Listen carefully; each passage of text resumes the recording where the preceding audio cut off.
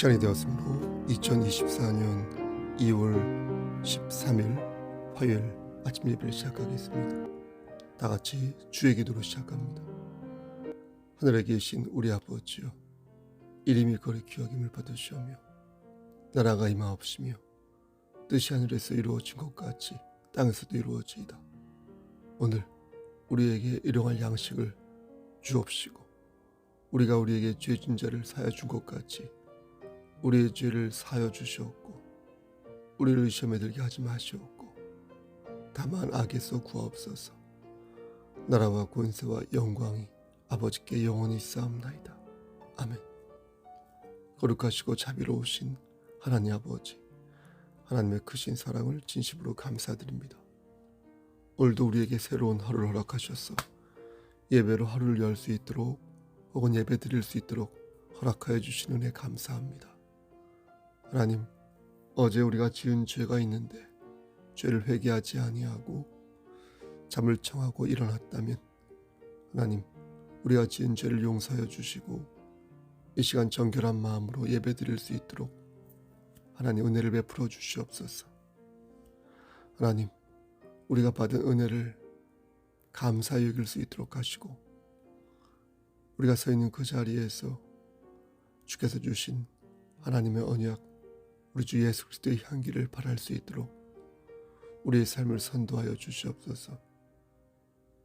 우리가 나날이 날마다 성화되어 갈 때에 더욱더 하나님을 기쁘시게 하는 삶을 살 수 있도록 하시고 그리스도 예수 안에서 하나님을 즐거워하는 삶을 살 수 있도록 은총 베풀어 주시옵소서. 하나님, 이 시간 간절히 바라고 하는 것은 심신이 연약한 우리의 지체들을 위해 기도합니다. 여호와 라파 되신 하나님께서 저들의 질병을 치료하여 주시고 여호와 이르 되신 하나님께서 우리의 모든 것들을 예비하여 주시사 하나님 말씀대로 열매 맺는 삶을 살기 위하여서 우리의 삶을 강권적으로 선도하여 주시고 하나님, 저들이 힘들고 어려운 상황에 있사오니 하나님께서 함께 하시사 말씀으로 다시 일어설 수 있도록 은총 베풀어 주시옵소서. 그리스도의 평강으로 다시 독수리 날갯짓을 할 수 있도록 은총 내려 주시옵소서. 건강한 상태에서 하나님의 일을 감당할 수 있도록 은혜 내려 주시옵소서. 우리의 자녀들을 위해 기도합니다. 하나님, 저들에게 영육의 강건함을 허락하시사 하나님과 인격적인 만남, 그 과정 속에서 여러 문제가 해결되고 하나님 말씀 안에서 꿈을 꿀 수 있도록 하시며 하나님과의 인격적인 교감 속에서 성령의 능력으로 매일매일 일어서는 우리의 자녀들 될 수 있도록 은혜 베풀어 주시옵소서. 하나님, 이 시간 간절히 바라고 하는 것은 우리 양인선 장로님을 위해 기도합니다. 하나님께서 함께 하시사 그의 일거수일투족을 주관하여 주시고 하나님께 모든 것들을 의탁할 때에 모든 것들이 회복되어 건강한 관절로 일어설 수 있도록 하시고 설령 그렇지 못하여 쇠약한 관절을 지니고 있다 하더라도 하나님 말씀 안에서 아름답게 육체의 가시로 하나님 영광을 위하여서 살 수 있도록 도와주시옵소서. 우리 교회 모든 성도들이 말씀 안에서 30배, 60배, 100배의 결실을 맺을 수 있도록 하시고 아무도 나고자 되지 아니하고 천국 백성으로 끝까지 살아남을 수 있도록 은총 베풀어 주시옵소서. 모든 말씀 예수 그리스도인 받들어 감사하며 기도드렸사옵나이다. 아멘. 하나님 말씀 로마서 8장 14절에서 18절 말씀입니다. 로마서 8장 14절에서 18절입니다. 잘못 말씀드렸습니다. 로마서 9장 14절에서 18절입니다.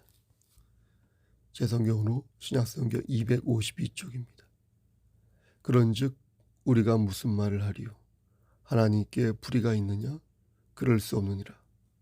모세에게 이르시되 내가 긍휼히 여길 자를 긍휼히 여기고 불쌍히 여길 자를 불쌍히 여기리라 하셨으니 그런즉 원하는 자로 말미암도 아니요 다른 박질하는 자로 말미암도 아니요 오직 긍휼히 여기시는 하나님으로 말미암음이니라. 성경이 바로에게 이르시되 내가 이 일을 위하여 너를 세웠으니 곧 너로 말미암아 내 능력을 보이고 내 이름이 온 땅에 전파되게 하려 함이라 하셨으니 18절 그런즉 하나님께서 하고자 하시는 자를 긍휼히 여기시고 하고자 하시는 자를 완악하게 하시느니라. 아멘. 하나님, 이 말씀을 들어 사용하여 주시옵소서. 예수님의 이름으로 기도하였습니다. 아멘. 만약 어떤 분이 목회하면서 가장 힘든 게 뭐냐고 저에게 묻는다면 저는 성도들의 고난이라고 말하겠습니다. 성도들이 궁핍에 처하거나 심신이 괴로울 때 저는 안절부절 못하는 것입니다. 성경에서 말씀하는 복이 무엇인지 성도들에게 가르칠 수 있지만 인간적으로 볼 때 그들이 처한 시련을 보면 당장이라도 내 주머니 속에 있는 복들을 저들에게 안기고 싶은 것입니다. 그렇다고 저에게 미안한 마음이나 부담을 가질 필요는 없겠습니다. 왜냐하면 저 역시 그러한 상황에 처할 수 있어서 얼마든지 교회 공동체 안에서 여러분들에게 부담 아닌 부담을 지울 수 있기 때문입니다. 합력하여 선을 이루는 것이 사람을 기쁘게 하는 선이 아니라 하나님을 기쁘시게 하는 선이지만 교회라는 공동체 안에서 서로의 안녕을 구하고 서로의 짐을 함께 지는 건 하나님께서 명령하신 사명 중에 하나이니 이 또한 주님의 뜻을 이루는 것이라 믿는 것입니다. 어쨌든 성도들이 불행함 빠질 때 목회자는 그 불행에 어떻게 답을 해야 하는지 망설여지면서 성령님께서 지혜와 계시의 영을 부어주시기를 소망하는 것입니다. 그럼 성경에서는 성도들의 고난과 시련을 저들이 어떻게 돌파해야 하는지 말씀하고 있는지 이제부터 말씀을 들어 전하도록 하겠습니다. 사례를 하나 들려고 하는데요. 제 주변의 사례가 아니라 제가 잘 모르는 사람의 일로서 책에서 본 어떤 목사님의 사례를 들도록 하겠습니다. 이분의 성함은 페트로스 루카스입니다. 페트로스 목사님은 몇 년씩 반복되던 우울증이 재발하여 결국 자살하고 말았습니다. 그에게는 성인이 된 두 자녀와 오랫동안 중증 동맥경화를 앓은 탓에 매우 쇠약해진 아내가 있었고요. 그렇게 크지 않으나 또한 아주 작지 않은 작은 규모의 어느 정도 규모의 교회가 있었습니다. 페트로스 목사님은 성도들의 마음을 위로하고 깊이 공감하는 목사님으로 정평이 나 있었고 그래서 성도들의 마음을 보듬어주고 그에게 예수님의 위로를 부어주는데 달란트가 있는 목사님이셨습니다. 그런 가운데 그가 자살한 것이기에 많은 사람들이 그의 죽음에 의문을 제기했고 어쩌다가 왜 그러한 선택을 한 것인지 도무지 이해할 수 없다는 반응을 보였습니다. 여러분들은 페트로스 목사님의 자살에 대해 어떻게 생각하십니까? 그가 스스로 목숨을 끊었기에 혹시 천국에 갈 수 없다고 여러분 혹시 단언하십니까? 기독교 전통에 의하면 자살이 용서받을 수 없는 죄라고 가르칩니다. 자신의 생명을 해치는 사람은 최소한 그 죄에 대해 회개할 시간이 없기에 그런 정죄를 받을 수밖에 없다라는 것입니다. 여러분 이런 생각 맞습니까? 페트로스 목사님은 그래서 천국에 가지 못하는 것입니까? 만약 회개하여서 우리가 구원받는 것이라면 논리적으로 볼 때 그러한 생각은 틀리지 않은 생각일 것입니다. 하지만 우리는 회개해서 천국에 가는 것이 아니라 믿음으로 천국에 가는 것입니다. 오직 믿음으로 구원을 받았으니 그 믿음은 하나님의 은혜, 곧 예수 그리스도의 구속으로 말미암아 이루어졌음을 우리 믿는 것입니다. 그러므로 회개할 시간을 놓쳐서 구원을 받지 못했다고 주장하는 것은 결코 성경적인 생각이 아닌 것입니다. 여러분 생각해 보십시오. 여러분들이 지은 죄들이 모두 생각나십니까? 우리의 죄는 정말 천태만상의 모습을 지니고 있지 않습니까? 게으른 죄도 있고요. 또 망각하는 죄도 있고요. 교만한 죄도 있고요. 무언가를 오해하는 것도 죄입니다. 죄가 아닌 줄 알았는데 죄인 경우도 있을 것이고, 방금 전까지 그걸 죄라고 생각했는데 잠시 잊을 때도 있을 것입니다.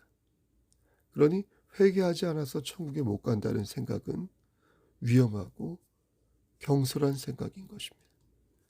극심한 고통으로 극단적인 선택을 한 사람에게 함부로 지옥을 운운하는 것은 하나님의 긍휼을 의지하는 자로서의 합당한 모습이 아닌 것입니다. 그럼 우리는 성도의 불행을 어떻게 이해할까요? 아니 지금 나에게 직면한 고통과 시련을 어떻게 받아들여야 할까요? 오늘 본문을 보면 사도 바울이 아주 분명한 선포를 하고 있음을 봅니다. 14절에서 그런즉 우리가 무슨 말을 하리요? 하나님께 불의가 있느냐? 그럴 수 없느니라. 그렇죠? 많은 사람들이 심지어 하나님을 믿는다고 하는 사람들도 왜 하나님께서 그렇게 일을 진행하시는지 모르겠다고 말합니다. 왜 죽여야 할 사람을 죽이지 않고 애꿎은 사람을 먼저 데리고 가시는 거냐고 따지듯 묻습니다. 그럴 때 바울은 이렇게 말하겠다는 것입니다. 그래서 하나님께 불의가 있다는 거냐? 그래서 지금 내가 그렇게 실토하고 인정하라는 거냐? 나는 그럴 수 없다. 왜 그럴 수 없는가? 나는 하나님을 해석할 수 없기 때문이다. 내가 하나님을 온전히 안다면 내 손바닥 위에 하나님이 있다는 건데 그게 말이 되는가? 너는 전능하신 하나님께서 네 손바닥 위에 있다고, 아니 있어야 한다고 생각하는 건가? 이런 의도로 바울은 말한 것입니다.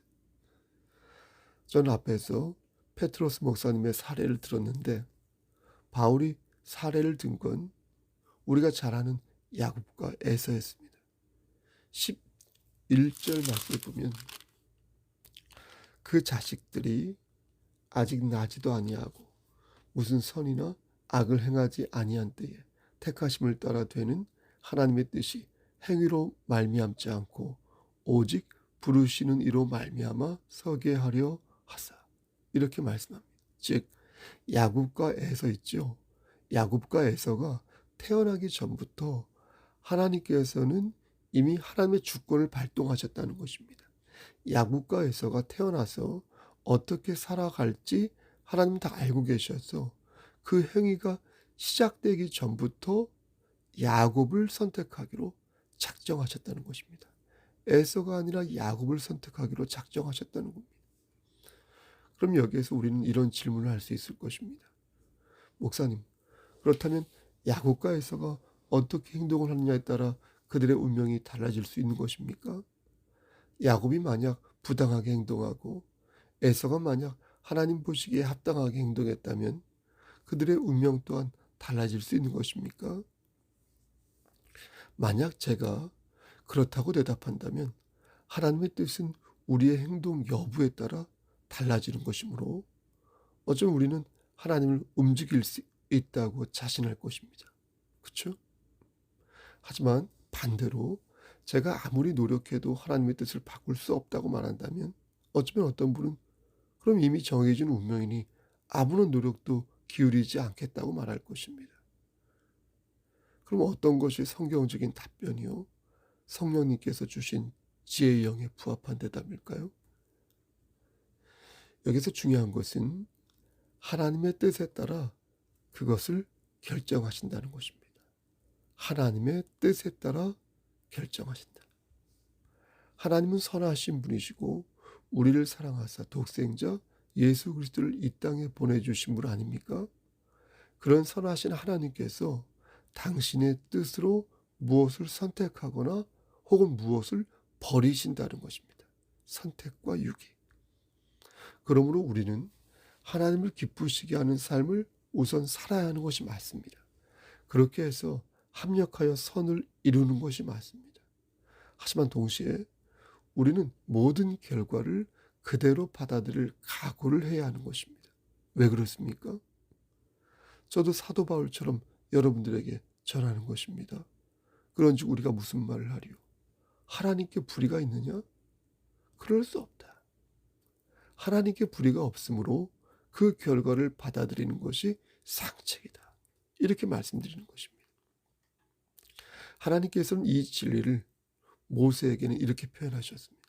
오늘 본문 15절에서 모세에게 이르시되 내가 긍휼히 여길 자를 긍휼히 여기고 불쌍히 여길 자를 불쌍히 여기리라 하셨으니, 여러분 뭐라고 말씀하셨습니까?